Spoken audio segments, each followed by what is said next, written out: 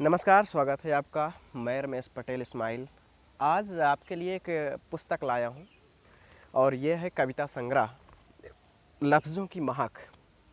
जी हाँ, लफ्ज़ों की महक है और इसको लिखा है, रचा है परीक्षित जायसवाल जी ने। परीक्षित जायसवाल जी हमारे फेसबुक पर मित्र भी हैं और ये छत्तीसगढ़ के रहने वाले हैं और महज 22 वर्ष की उम्र में इन्होंने ये कविता संग्रह आपके सामने प्रस्तुत किए हैं।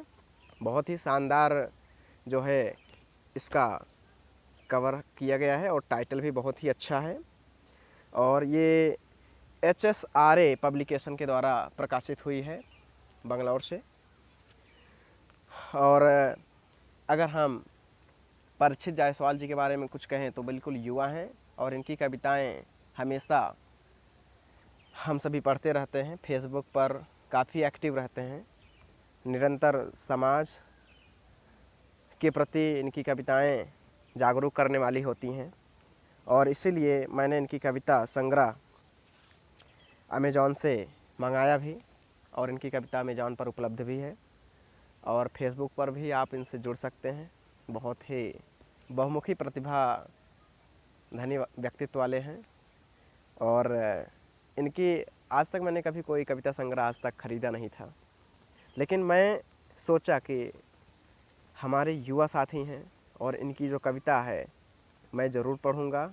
और मैं तो हालांकि कविताएं बहुत ही कम रचता हूँ, कहानियाँ ज़्यादा लिखता हूँ, लेकिन फिर भी इनकी कविताओं को पढ़ कर के मुझे बहुत ही अच्छा लगा। मुझे बहुत ही आत्मसंतुष्टि हुई और मुझे खुशी हुई कि एक युवा साथी इस तरह से इतनी बढ़िया, इतनी सटीक, सारगर्भित लेखनी में अपनी कविताएं रच सकते हैं। ये बहुत बड़ी बात है। तो बहुत बहुत बधाई परीक्षित जायसवाल जी कि आपने इतनी बढ़िया कविता संग्रह प्रस्तुत किए हैं। आइए चलते हैं हम इनकी कुछ कविताओं पर, जो देखते हैं कि किस प्रकार की कविताएं हैं और आप भी कहें। इनकी पहली कविता हम पढ़ रहे हैं, सुबह की अजान, जो कि इस कविता में 11वें स्थान पर है और ये 16 पृष्ठ पर है। सुबह की अजान। मेरी सुबह की अजान हो तुम, मेरे चेहरे की मुस्कान हो तुम, मेरे आत्मविश्वास के पीछे का राज हो तुम, मेरी हर नब्ज़ हर नज़्म हो तुम, करूं जिससे मैं इजहार ए इश्क, वो तलाश ए महबूब हो तुम। वाह।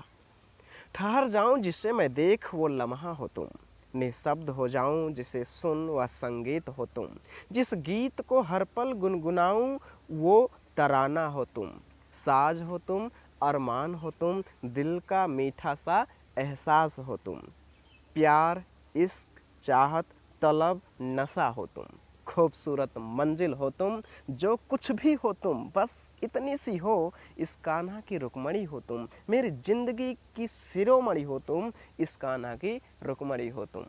वाह, बहुत सुंदर कविता इन्होंने लिखी है। और इनकी एक और कविता बहुत ही प्रसिद्धि पाई है। इस कविता ने कई अखबारों में, कई न्यूज़पेपर, पत्र पत्रिकाओं में भी छप चुकी है, ज्यामिति और इश्क।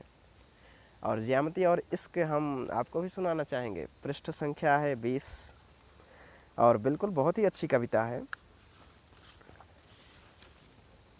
ज्यामिति और इश्क। मेरी ज्यामिति को तुम ही तो अच्छा कर गए। वाह। मेरी ज्यामिति को तुम ही तो अच्छा कर गए, मेरे महबूब तुम काम कुछ पक्का कर गए। सरल रेखा का पहला पाठ पढ़ाया, जब तुमने अपनी मोहब्बत का राज फरमाया। हाँ कह गए क्योंकि हम अभी बच्चे थे, पहले ही कहा था तुमसे कि ज्यामिति में कुछ कच्चे थे। दूसरी बार हमने सीखा गोला बनाना, तुमने उदाहरण दिया कि कैसे है बातों को घुमाना। जीवा सी उम्मीदें थीं और त्रिज्या सी बातें, व्यास भर की दूरी और वो काली बेरंग रातें। सिलसिला जारी था कभी अभी कि हम शंकु पर आ गए। सिलसिला जारी था अभी कि हम शंकु पर आ गए। कोड़ों में तुम अंश 90 का बना गए। 4 लोगों की याद तुम्हें आयत पर ले गई। 4 लोगों की याद तुम्हें आयत पर ले गई। विकर्ण का कर्ण मेरे हृदय में समा गई। तुम प्रमेय से हो गए थे जीवन में मेरे, कि जरूरी था सिद्ध करना जिसे। तुम प्रमेय से हो गए थे जीवन में मेरे, कि जरूरी था सिद्ध करना जिसे। आज फिर किसी को नया कुछ पढ़ा रहे हो, शायद इस बार तुम कुछ नया ही विषय खोजने जा रहे हो। अच्छा, जाते जाते फिर से मेरी एक बात सुन लो।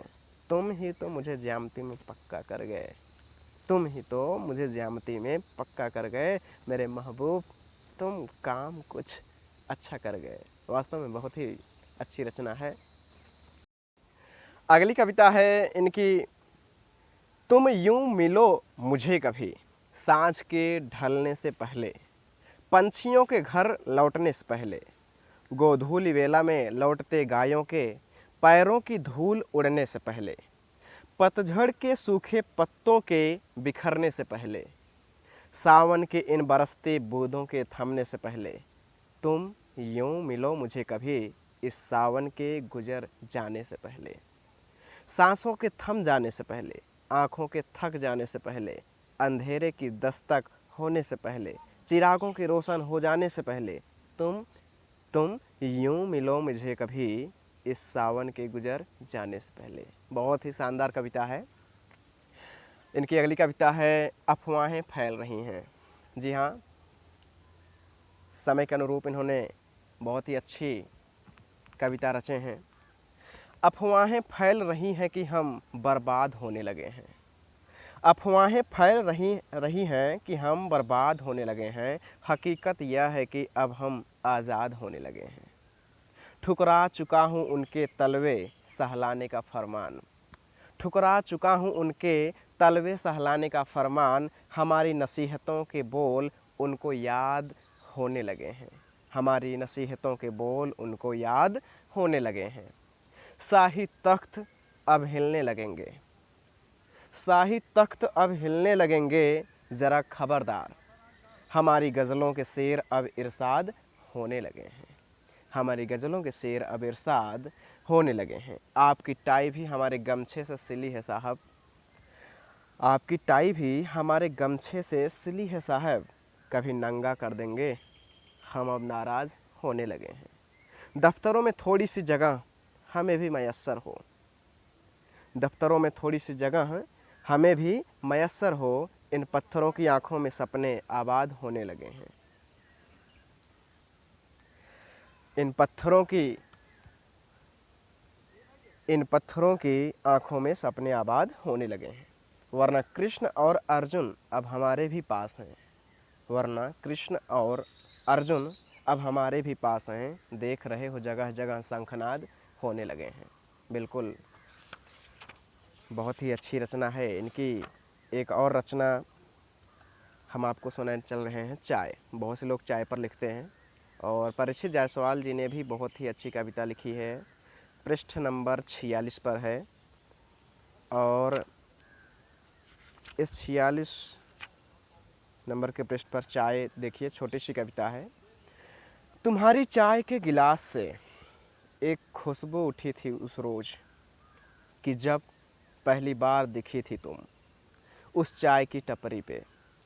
टकराई थी वो खुशबू मेरे गिलास की दीवारों से और छेड़ गई थी एक सरसराहट इस कांच में। फिर सिलसिले थे कुछ गर्म सांसों के, ना थी आरज़ू की मुड़कर मुझे देखो ही तुम। बस ख्वाहिश की नज़र भर देखता रहूं, पर मुद्दत हुई कि अब नज़र आते नहीं हो तुम। न देखो मुझे पर चाय पर क्यों जाते नहीं हो तुम। जी हाँ, अगली कविता है, आखिरी दफ़ा मिलो मुझसे। कुछ फैसले ऐसे हुए हमारे दरमियान जिससे फासले बढ़ गए। तुमने तो चुन ली थी अपनी राह, पर अफसोस इश्क में हम बेचारे बन गए। तुम्हारी यादों के पिंजरे से खुद को छुड़ाना चाहता हूँ, तुम्हारी यादों के पिंजरे से खुद को छुड़ाना चाहता हूँ। कभी फुर्सत में मिलो मुझसे, आखिरी दफ़ा तुम्हें गले लगाकर मैं तुम्हें भुलाना चाहता हूँ। हाँ माना तुम्हारी वफ़ा में कोई कमी ना आई थी, पर जनाब खुदगर्जी भी तो सिर्फ तुमने ही न दिखाई थी। कुछ दर्द लिखे हैं मैंने तुम्हारी यादों में, जो तुम्हें सुनाना चाहता हूँ। कभी फुर्सत में मिलो मुझसे, आखिरी दफ़ा तुम्हें गले लगाकर मैं तुम्हें भुलाना चाहता हूँ। मेरे दिल का कमरा आज भी महक रहा है, मेरे दिल का कमरा आज भी महक रहा है। तुम्हारी खुशबू से दिल झांकता है बाहर, इस उम्मीद में कि शायद तुम आ जाओ इससे मिलने। खैर छोड़ो, तुम यह देखो मेरी आँखों में कितना दर्द है। मैं बस कुछ पल के लिए तुमसे नैन मिलाकर इस अश्क को बहाना चाहता हूँ। कभी फुर्सत में मिलो मुझसे, आखिरी दफ़ा तुम्हें गले लगाकर मैं तुम्हें भुलाना चाहता हूँ। बहुत ही अच्छी कविता, और इनकी आज की आखिरी रचना मैं पढ़ रहा हूँ।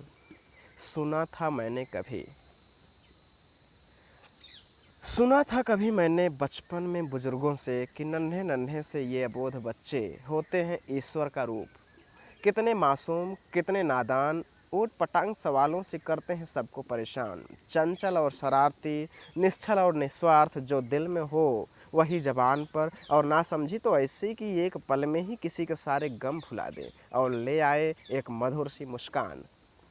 इसी मुस्कान में समा जाए दुनिया भर के सारे सुख दुख।